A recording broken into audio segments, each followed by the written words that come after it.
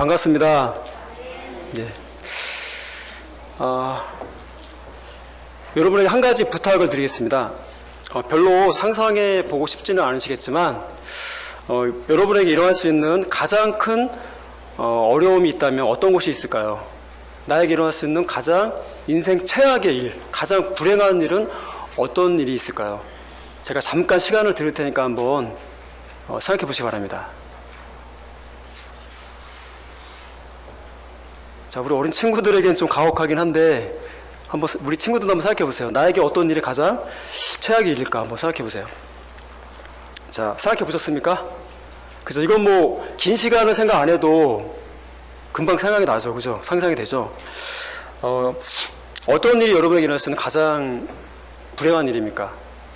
여러분의 건강이나 직장, 사업과 관련된 일인가요? 아니면 여러분의 가족과 연관이 되어 있는 일인가요? 혹시 홍기가 꽉 찬 자녀 때문에 노심초사 잠을 이루지 못하시는 부모님도 계십니까? 예, 저희 아버지 얘기입니다. 예, 저는 별로 걱정이 안 되는데 저희 아버지께서 걱정을 많이 하세요.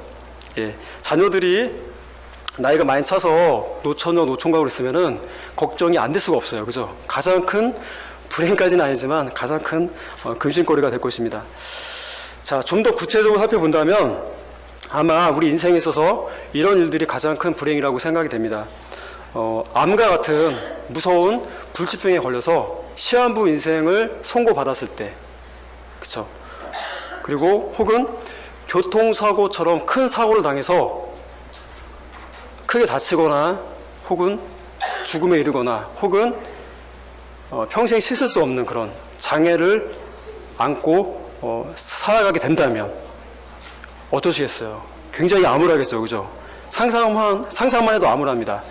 이러한 그 교통사고 그 장애는요, 내가 당하지 않더라도 내 가족이 당한 일을 할지라도 그것만으로도 나에게, 우리 가족에게 평생 씻을 수 없는 그런 큰 상처가 되고 아픔이 됩니다. 또 한 가정의 가장으로서 한창 일할 나이에 40대 중반에 명예퇴직을 당한다면 어떻겠습니까? 또 사랑하는 자녀가 부모님보다 먼저 죽음을 당한다면 그것이야말로 우리 인생의 가장 큰 불행이라고 할 수 있을 것입니다. 자, 그렇다면 이렇게 안 좋은 일이 만약입니다. 만약에 우리에게 닥친다면 저와 여러분에게는 어떤 것이 위로가 될 수 있을까요? 여러분이 이런 최악의 상황에 놓여 있을 때 어떤 일이 여러분에게 위로를 줄 수가 있을까요? 이것도 한번 상상해 보시기 바랍니다. 자, 어떻게 하면 내가 이런 큰 불행 앞에서 큰 위로를 얻을 수 있을까요?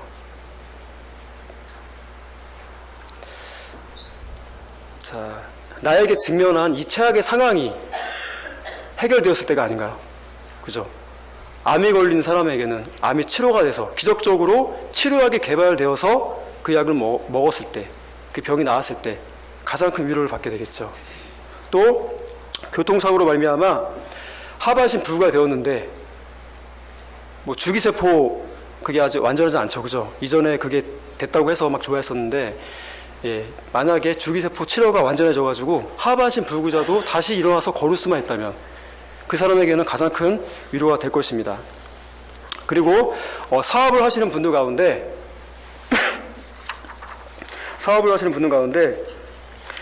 부도가 났어요. 부도가 났을 때 그 부도가 나지 않게 필요한 돈이 급하게 마련되었을 때, 그죠? 인생의 가장 큰 위로를 겪게 될 것입니다. 제가 예전에 중소기업을 운영하는 사장님의 이야기를 들은 적이 있어요. 제 가장 가까운 사람이 들려준 이야기인데 단돈 500만 원이 없어서 회사가 부도가 났다는 거예요. 저는 당시 이해가 되지 않았습니다. 왜냐하면 아니 그렇게 큰 사업을 하는 사람이 어떻게 단돈 500만 원도 없어서 부도가 나냐, 말이 되냐? 수십억 뭐 그런 매출을 올리는 회사인데 이게 말이 안 되잖아요, 그렇죠? 당시 저의 식견으로는 이해가 되지 않았어요. 그런데 사업을 하다 보면 돈이 굉장히 많이 있을 때도 있고 또 예기치 않게 돈이 한 푼도 없어서 그 500만 원, 100만 원이 없어가지고 회사를 접는 경우가 생긴다고 하더라고요. 저는 뭐 그렇게 큰 사업을 해보지 못해서 잘 이해가 되지 않는데 실제로 그런 일들이 비일비재하게 일어난다고 합니다. 이렇게 부도 직전에 있던 사업주들은 급전을 받았을 때, 그 돈 문제가 해결되었을 때 가장 큰 위로를 얻게 되는 것입니다. 자, 그렇다면 하나님을 믿는다고 하는 저와 여러분, 소위 그리스도인들은 어떨까요? 이런 동일한 상황 앞에서 어떤 일이 우리에게 최고의 위로라고 우리가 여길 수가 있을까요? 자, 우리도 보통 사람이에요, 그죠? 우리도 뭐 다를 바가 없습니다. 우리 그리스도인들도 세상 사람들과 다를 바가 없어요. 우리에게 처한 현실, 그 어려운 현실이 해결되었을 때 우리는 가장 큰 위로를 얻습니다. 그런데 지금으로부터 약 440년 전 독일에 살던 믿음의 선배 그리스도인들은 똑같은 질문 앞에서 생사간에 당신의 유일한 위로는 무엇입니까? 당신의 최대 위기 순간에 어떤 것이 당신의 위로가 됩니까? 이렇게 질문을 했을 때 그들은 나의 문제가 해결되었을 때 나는 가장 큰 위로를 받습니다. 이런 고백을 한 것이 아니라 이렇게 고백을 했다고 합니다. 생사간의 나의 유일한 위로는 내가 나 자신의 것이 아니라 사나 죽으나 나의 몸과 영혼이 모두 다 신실하신 나의 구주 예수 그리스도에게 속한다는 것입니다. 이런 대답을 했대요. 자, 제가 다시 한번 질문을 할 테니까요. 여러분들이 이 질문 앞에서 대답을 해주시기 바랍니다. 대답은 자막으로 나올 거예요. 제가 다시 한번 질문해 보겠습니다. 생사간에 당신의 유일한 위로는 무엇입니까? 해주시면 돼요.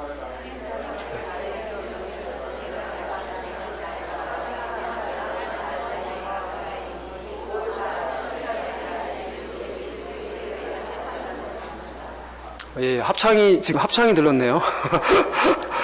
자, 다시 한번 이렇게 좀 천천히 입을 맞춰서 다시 한번 고백을 해볼게요.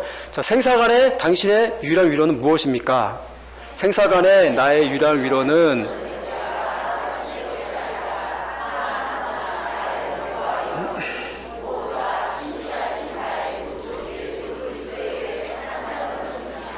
아멘. 예, 이 고백이 정말 여러분의 참다운 그런 신앙의 고백이 되기를 바랍니다. 생사간에 당신의 유일한 위로는 무엇입니까? 당신이 죽고 사는 그 문제 가운데서 당신의 유일한 위로는 무엇입니까? 진정한 위로는 무엇입니까? 라고 질문했을 때 이렇게 이야기했다는 거예요. 사나 죽으나 내가 나의 몸과 영혼이 그리스도에게 속한 것, 그것 때문에 제가 위로를 얻습니다. 이렇게 고백을 했다는 겁니다. 자, 우리 신앙의 선배들이 생각하는 위로와 우리가 생각하는 위로가 좀 차이가 좀 있죠. 그렇죠? 자, 우리 그리스도인들의 유일한 위로는 이렇게 나의 어려움이 해결돼서 위로받는 것이 아니라 오직 내가 사나 죽으나 나의 몸과 나의 영혼이 예수님께 속해 있다는 것, 그 자체가 우리의 유일한 위로가 되어야 하는 것입니다. 자, 그런 고백을 하는 그리스도인들만이 인생 최대의 위기의 순간에도 평정심을 잃지 않고 평안한 가운데 유유자적하게, 그 어려운 현실 가운데서도 유유자적하게 인생을 관조하며 하늘나라를 맛보며 살 수가 있는 것입니다. 자, 오늘 함께 읽은 본문 19절 말씀은 이러한 신앙 고백의 근거가 되고 있습니다. 자, 19절을 다시 한번 읽겠습니다. 시작. 너희 몸은 너희가 하나님께로부터 받은 바 너희 가운데 계신 성령의 전인 줄 알지 못하느냐. 너희는 너희 자신의 것이 아니라. 아멘.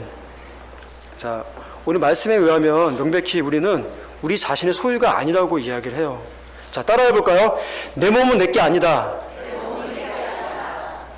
내 몸은 남편 겁니까? 내 몸은 내 아내 거예요? 아니에요. 내 몸은 누구 거다? 하나님 거예요, 하나님 거. 잊어버리고 사셨죠, 그죠? 예. 내 몸이 내게 아니라 하나님 거예요, 하나님 거. 이거 잊어버리시면 안 됩니다. 우리 몸은 하나님께 받은 것이며 성령이 친히 거하시는 성령의 전이라고 이야기합니다. 우리 몸은 하나님께 받은 거예요, 그죠? 하나님께 받은 것이고 성령께서 친히 거하시는 성령의 전이라고 오늘 말씀이 이야기하고 있어요. 자, 오늘 이 시간 여러분의 마음 가장 깊은 곳에 이 말씀을 깊이 새겨 넣으시기 바랍니다. 우리 그리스도인들은 내 몸은 하나님의 것이며 성령이 거하시는 전이라는 이러한 인식을 항상 가지고 살아야 돼요. 항상 가지고 살아야 돼요. 자, 이 말씀을 늘 마음에 새기고 하던 우리의 신앙 선배들이 신앙의 선배들이 이 말씀에 근거해서 나의 유일한 위로는 내가 그리스도께 속한 것입니다라고 고백할 수가 있었던 거예요. 그냥 고백한 게 아니라 이 말씀에 근거해서, 이 말씀에 의해서 나의 유일한 위로는 내가 그리스도께 속한 것입니다라고 고백을 할 수가 있었던 것입니다.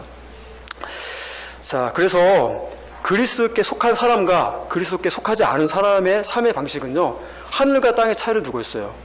하늘과 땅의 차이. 자, 그리스도께 속하지 않은 사람들은 하나님의 존재에 대해서 무관심한 채 살아가요. 하나님에 대해서 무관심하다는 것은요, 그냥 그걸로 끝나는 것이 아니라 하나님을 무시하고 모독한다라는 의미가 포함되어 있어요.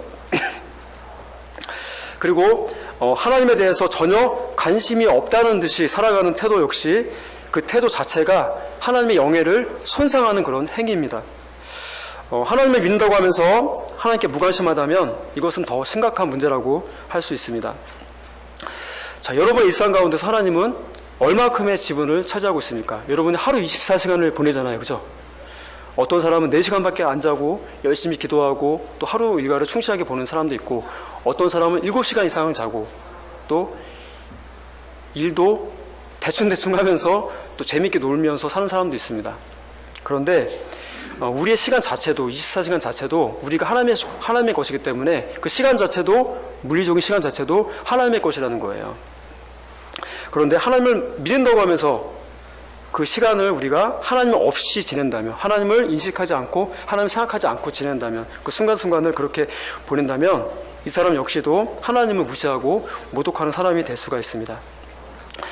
자, 우리 주변에는요, 그리스도인들도 뭐 그렇게 하나님을 모독하는 사람도 있는데, 특별히 하나님을 믿지 않는 사람들, 그런 사람들 가운데서 대놓고 하나님을 무시하고 하나님을 업신여기며 망발하는 사람들이 있습니다. 명절에 저희 어머니께서 친척 한 분에게 복음을 전했어요. 저희 어머니는 제가 가장 닮고 싶은 부분인데, 저희 어머니는 예수님을 딱 믿기 시작하면서 누구든지 저희 집에 사람이 찾아오면 예수님을 전해요. 무조건 전합니다. 무조건. 어머니와 이야기를 했다 하면 어머니가 병원에 가셔서 입원해 있으면 병원에 있는 사람들에게 다 복음을 전하는 거예요. 죄에 대해서, 예수님에 대해서 구원받아야 된다. 어디 가나 어머니가 일하면 일터에서 그렇게 전하는 분인데, 어머니가 역시나 이제 친척분이 방문했어요. 그러자 그 남자분인데 그분에게 복음을 전한 겁니다.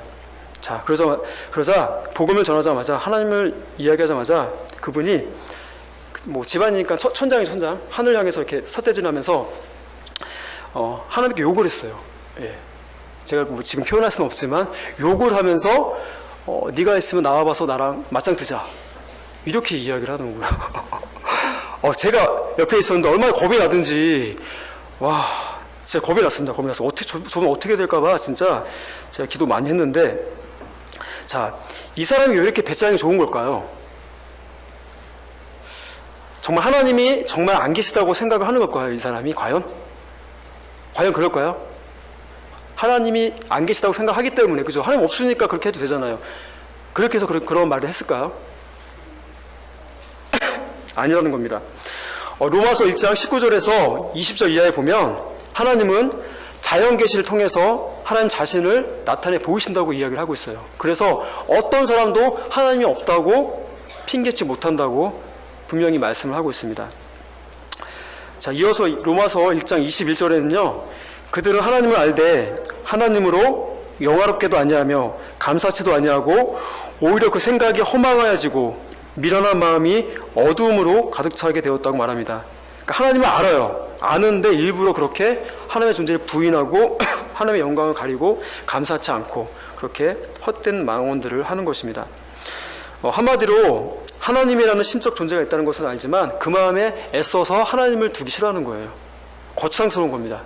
내가 내 주인인데 내가 왜 신을 섬겨야 되나, 그런 마음으로 가득 찬 겁니다.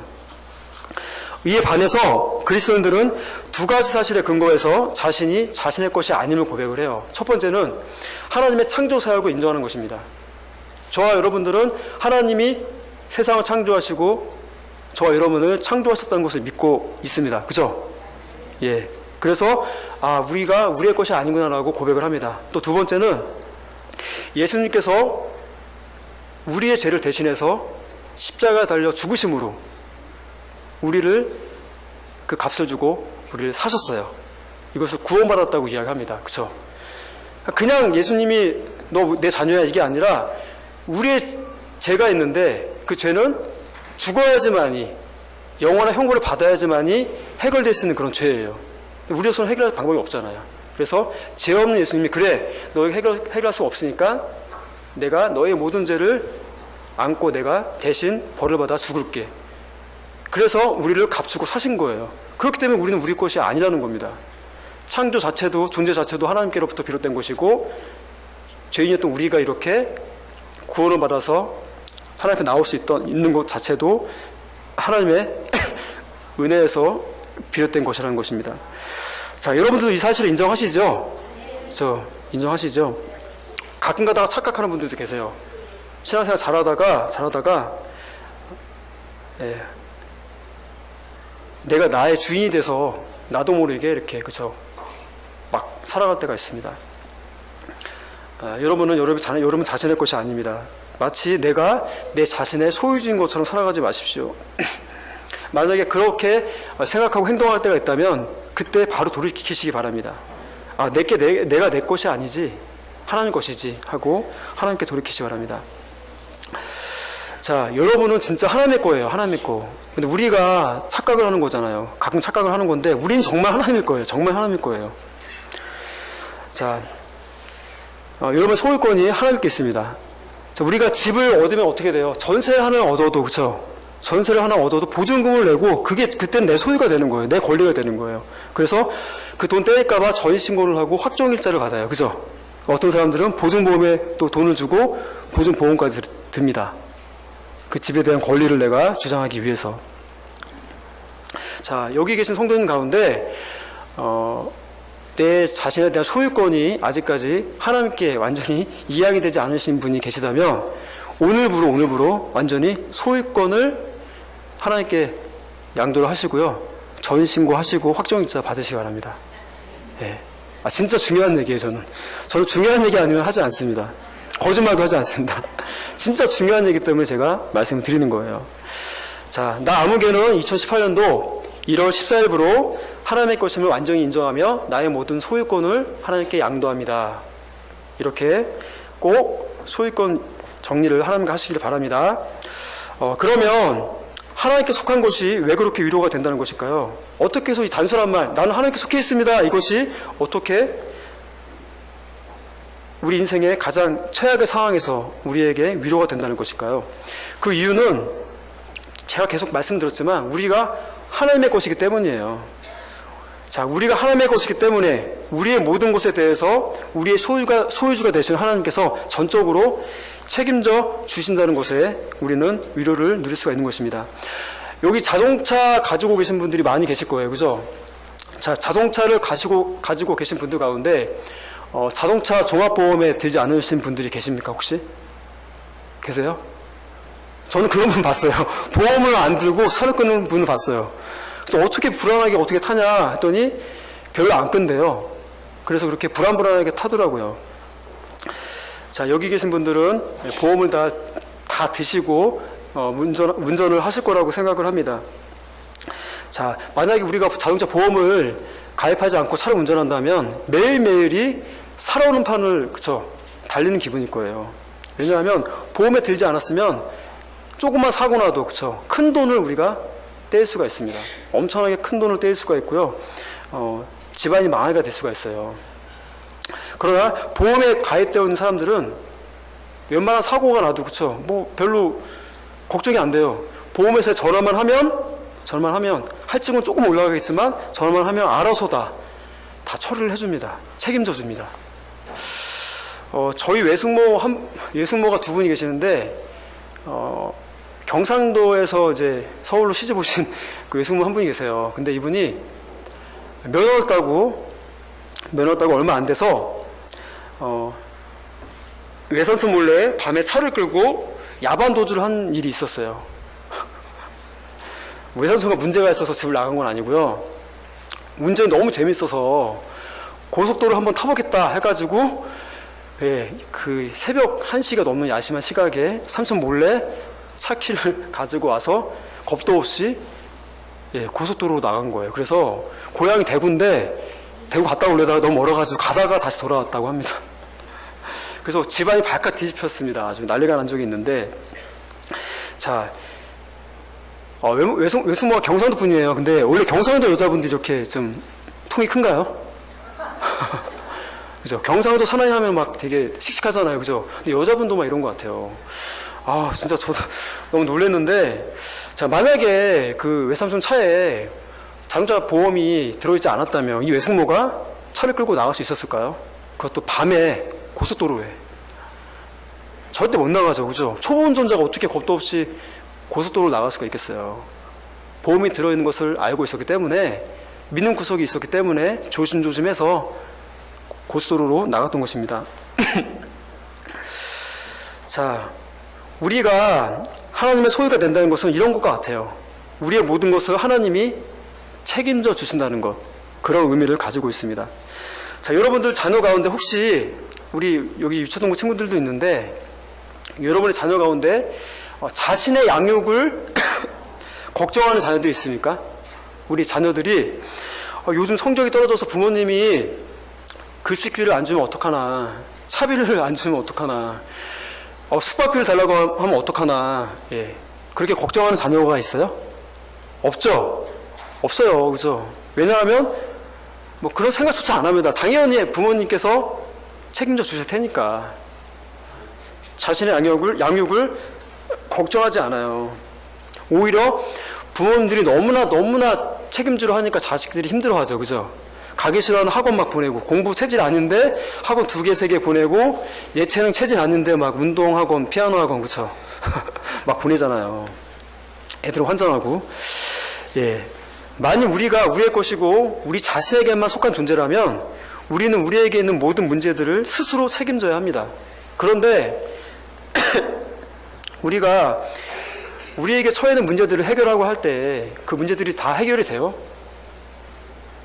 우리 마음대로 안 되는 것들이 굉장히 많습니다. 그죠? 저보다 오래 살아오셨기 때문에 더 많이 저감하실 거예요. 내가 할 수 있을 것 같은데, 해결할 수 있을 것 같은데 해결되지 않은 문제들이 굉장히 많습니다. 그래서 오히려 그 자신의 한계에 부딪혀서 낙심하는 일들이 더 많죠. 반대로 우리가 우리의 것이 아니라 하나님의 것이어서 하나님께서 우리의 모든 것을 책임져 주신다면 정말 이것보다 더 큰 위로가 어디에 있겠습니까? 여러분이 하나님께 속해 있다는 것을 인정하시기 바랍니다. 인정하시기 바랍니다. 그리스도에게 속한 사람들은요, 진짜 걱정과 염려를 하지를 않아요. 정말일까요? 이게 가능할까요? 진짜예요? 물론 살다 보면 걱정과 염려가 우리를 찾아와요. 노크를 하고 우리 안에 우리도 모르게 들어와요. 우리도 사람인지라, 그쵸? 걱정과 염려가 우리 안에 들어온다고요. 걱정할 때가 있어요. 하지만 그렇다고 해서 걱정과 염려를 늘 달고 산다면 그것은 문제라는 거예요. 걱정과 염려를 늘 믿지 않는 사람들처럼 달고 산다면 그리스도인으로서 정상은 아니에요. 정상적인 삶은 아닙니다. 보통 우리의 걱정과 염려는요, 대부분 먹고 사는 것, 의식주에 한정되는 경우가 대부분이에요. 하나님의 나라와 의를 이루기 위한 그런 걱정인 경우는 굉장히 드뭅니다. 대부분 육적인 걱정이라는 거예요. 그러나 여러분들도 잘 알다시피 우리의 의식주 문제, 먹고 사는 거, 그거는 하나님께서 책임져 주신다고 말씀하셨어요.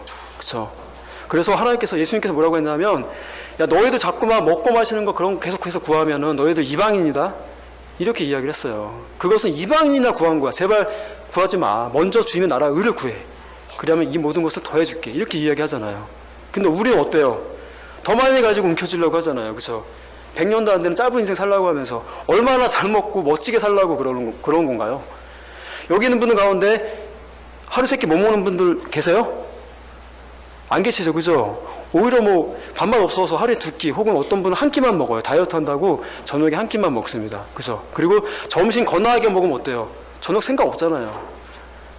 먹을 것이 없어서, 우리가 거주할 것이 없어서 걱정하고 염려온 사람들은 요즘에 없다는 거예요. 제가 미국 LA에 2달 동안 노숙자 사역을 다녀온 적이 있어요. 그런데 거긴 노숙자의 천국이에요. 노숙자가 엄청나게 많이 모여 사는데 길바닥에 살아요. 길바닥에서 텐트 치고 삽니다. 그런데 그들에게 먹을 것이 넘쳐나요. 나라에서 돈도 많이 줘요. 그런데 그들이 마약에 찌들고 술에 중독되어서 그렇게 사람들께 못 사는 것 뿐이지 미국이 아주 풍요롭습니다. 근데 반면에 너무나 어두운 면이 많이 있어요. 예, 우리나라도 마찬가지예요. 노숙자도 많이 있다고 하지만 굶어 죽었다는 사람은 요즘에 찾아볼 수가 없어요. 그렇죠? 중독이 되어서, 알코올 중독이 되어서, 약물 중독되어서 자기가 마음대로 살겠다고 그렇게 노숙하는 거지. 다 기간에 다 이렇게 이양할 수 있어요. 예, 먹고 사는 것으로 더 이상 우리가 염려하며 걱정하며 욕심을 부리지 않았으면 좋겠습니다. 그래서 우리가 예수님을 믿으면서도 계속해서 그러한 것들을 걱정하고 근심한다면 내가 정말 그리스도에게 속한 자인지 진지하게 우리는 고민을 해봐야 합니다. 얼마나 든든해요. 먹고 사는 거 책임져 주신다는데, 그죠? 그런 거 걱정 안 해도 되잖아. 이제 하나님 열심히 하면 되는 겁니다. 하나님 잘 믿으면 되는 거예요. 하나님이 허락해 주신 모든 것에 대해서 감사함으로 받는다면 우리는 만족스러운 삶을 살 수가 있어요. 하나님께서 주신 경제로 우린 충분히 잘 살 수 있다는 거예요. 우리는 하나님께서 주시는 것으로 충분히 자족하며 살 수 있습니다. 우리의 자녀들이 그리스도께 속한 자들이라면 그들 역시 하나님께서 책임져 주실 것입니다. 자녀에 대해서 그래서 너무나 애지중지 막 그렇게 하지 마세요. 저도 부모님이 계시고 저를 많이 사랑해 주시지만 저는 뭐 이렇게 이야기하면 너도 자녀 낳아봐라 이런 얘기 하실 것 같긴 한데, 예, 사실상 우리 어린 자녀도 있지만 여러분의 자녀 이전에 하나님의 자녀입니다. 이 어린 친구들도 역시 마찬가지, 저와 여러분도 마찬가지. 하나님께서 태초 이전에 선택한 영혼들이에요. 이미. 예, 이렇게 원래 애기들이 아니고 우리가 기억은 안 나지만 하나님이 이미 택하신 그런 영혼들이에요. 우리 자녀가 아니라니까. 진짜로 우리 자녀가 아니라니까요. 하나님이 이 세상에서 육신의 부모를 통해서 이렇게 나게 하신 거지, 하나님이 창조하신 하나님의 영혼들이고 하나님의 소유예요. 그러니까 너무 과도한 집착과 과도한 애정과 또 과도한 그런 뭐 괴롭힘, 그죠? 사랑이 지나쳐서 그런 괴롭힘을 주면 안 돼요. 여러분의 자녀가 아니라 하나님의 자녀입니다. 오해를 하지 마세요. 자녀 사랑하시고 잘 돌봐줘야 합니다. 하나님께서 맡기신 거니까. 예. 하나님께서 우리 자녀들이 하나님의 자녀라면 하나님께서 그들의 미래까지도 책임져 주십니다. 이것을 우리 가족들에게 또 자녀들에게 확정하십시오. 중소리 하지 말자. 낙심하지 말자. 하나님께서 우리의 모든 것을 책임져 주실 거야. 이렇게 자신에게 또 가족들 앞에서, 자녀들 앞에서 확정하시길 바랍니다. 우리의 유일한 위로, 진정한 위로가 예수 그리스도께 속한 것이라는 것을 안다면 우리가 해야 할 일이 하나 있습니다. 20절입니다. 20절을 함께 읽겠습니다. 시작. 값으로 산 것이 되었으니 그런즉 너희 몸으로 하나님께 영광을 돌리라. 예, 하나님께서 우리를 값으로 산 것, 우리가 하나님의 것이라는 것을 우리가 안다면 우리가 할 일이 있어요. 우리 몸으로 하나님께 영광을 돌려야 합니다.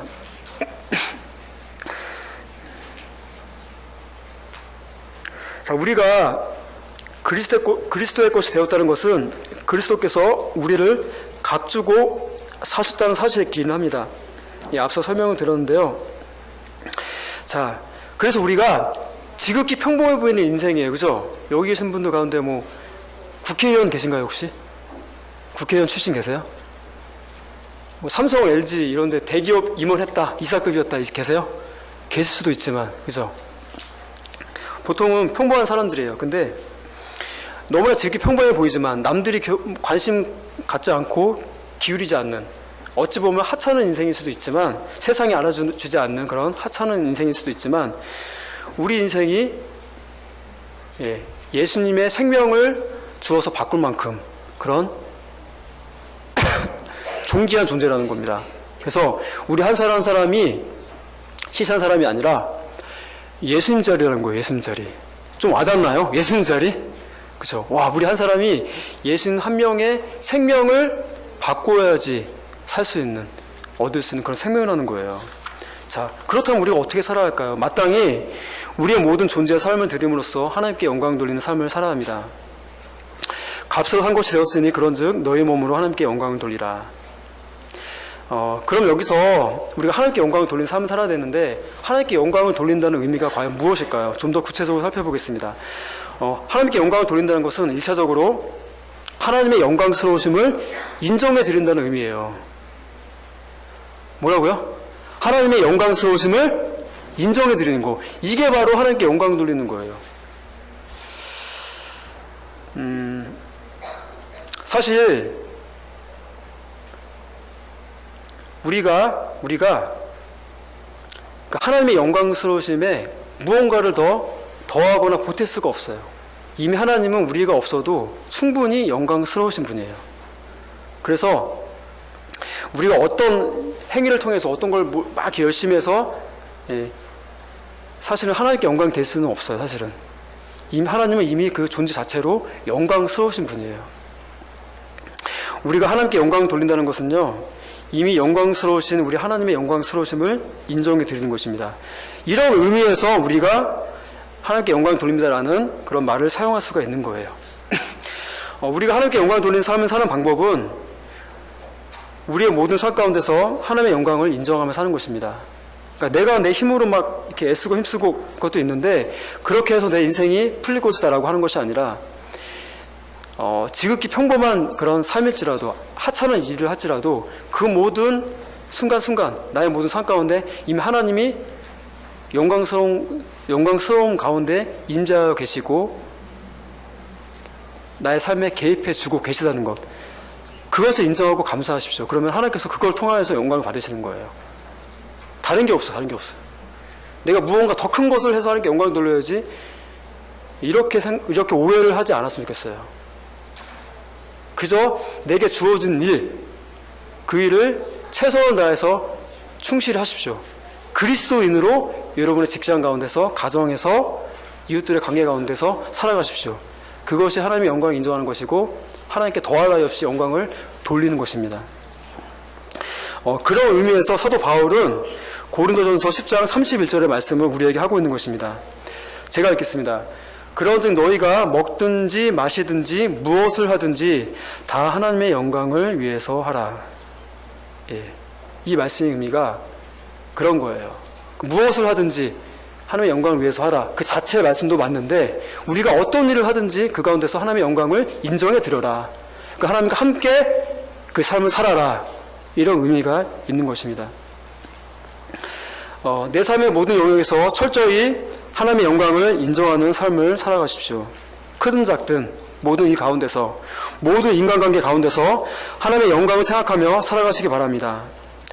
오늘 우리는 말씀을 통해서 두 가지 사실을 나누었습니다. 하나는 우리가 하나님께 속한 자라는 사실을 알 때 인생 최대의 위기 가운데서도 진정한 위로를 경험할 수 있다는 것과, 또 하나는 우리가 하나님께 속한 자로서 우리의 모든 삶 가운데서 하나님의 영광을 인정하며 살아갈 때 하나님께서 우리를 통해서 영광을 받으신다는 것입니다. 부디 바라옵고 원하옵기는 우리 모두가 이러한 삶을 살아서 우리를 바라보는 이들까지도 우리가 누리는 그 진정한 위로를 누리게 되고 또 하나님의 영광을 인정하게 되는 복된 일들이 저와 여러분을 통해서 불이듯이 일어나게 되기를 예수님의 이름으로 축복합니다.